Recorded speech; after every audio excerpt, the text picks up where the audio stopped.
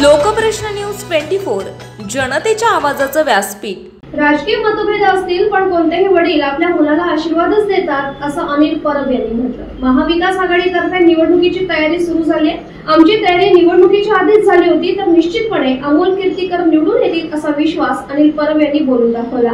महाविकास आघाडीतर्फे निवडणुकीची तयारी सुरू झालेली असून आमची तयारी निवडणुकीच्या आधीच झालेली होती तर निश्चितपणे अमोल कीर्तीकर निवडून येतील। आमच्यासोबत अनिल परब, सुनील प्रभू आणि अजून मोठे पदाधिकारी सोबत आहेत।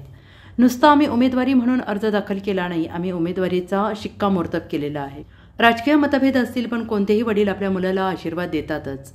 आम्ही काही लोकांना बघतही नाहीये कारण मनसेनं त्यांना पालापाचोळा म्हटलेलं आहे, मग आम्ही त्यांना पालापाचोळा हेच म्हणत आहोत।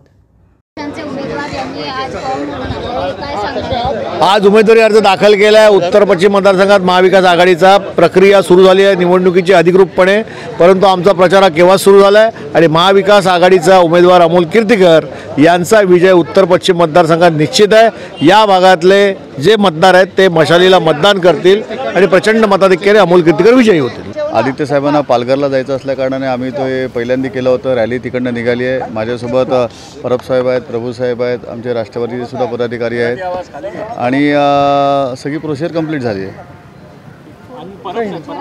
परब साहेब उमेदवारी अर्ज दाखल केला, काय प्रतिक्रिया द्या?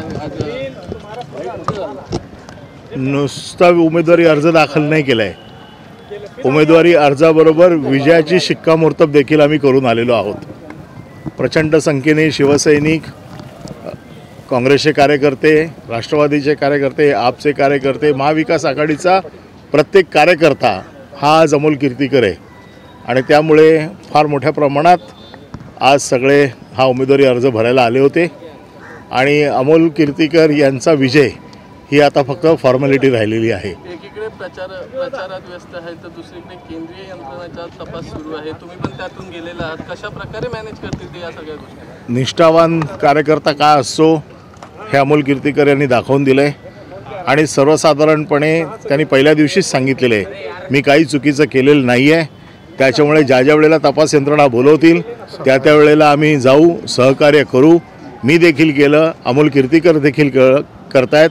आम्ही पळपुटे नाही, आम्ही निष्ठावंत आहोत कारण आम्ही सच्चे आहोत। महाराष्ट्राच्या राजकारणाच्या संस्कृती पाहिली असता की घरात कौटुंबिक वाद सोडता म्हणजे राजकीय वाद सोडता कुटुंबाला साथ दिली पाहिजे, तर अमोल कीर्तीकर यांच्यावर आज गजानन कीर्तीकर दिसले आहे किंवा त्यांच्यासोबत कुठे बघा राजकीय काय असतील मतभेद ते असतील, परंतु कुठलेही वडील आपल्या मुलाला आशीर्वाद देतातच देतात आणि आज सगळेच शिवसैनिक, सगळे महाविकास आघाडीचे कार्यकर्ते जे त्यांच्यापेक्षा वयाने मोठे आहेत ते त्यांचे वडील आहेत आणि जे त्यांच्यापेक्षा वयाने छोटे आहेत ते त्यांचे भाऊ आहेत। त्यांच्या विरोधात उभे आहेत ते तुमच्या शिवसेनेतून गेलेले उमेदवार ते मंत्री राहिलेले, कसं बघता तुम्ही?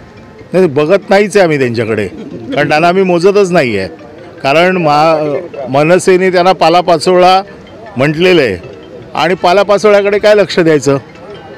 फडणवीसांनी दावा केलाय शिवसेनेत बंडखोरी झाल्यानंतर उद्धव ठाकरे यांनी मला फोन केला होता आणि आपण पुन्हा एकत्र येऊया असा त्यांनी दावा केला। या बाबतीत सकाळी आदित्य ठाकरे यांनी सांगितलेलं आहे आणि त्यामुळे जे काही सांगायचं आहे ते आमच्या अधिकृत नेत्यांनी सांगितलेलं आहे। आणि जी भाजपने एक आरोप केला आहे की जे ॲड केला आहे त्या परिस्थितीमध्ये जो स्टार वापरण्यात आला तो पॉन स्टार असल्याचा आरोप भारतीय जनता पक्षाने केला आहे, तुम्ही त्याची शहानिशा केली का आणि शहानिशा केली का? नाही, मला याच्या बाबतीतली माहिती नाही आहे, परंतु त्यांचे सगळे कार्यकर्ते पॉन स्टार कोण कोण आहे त्याची लिस्ट घेऊन बसलेच आहेत वाटतं।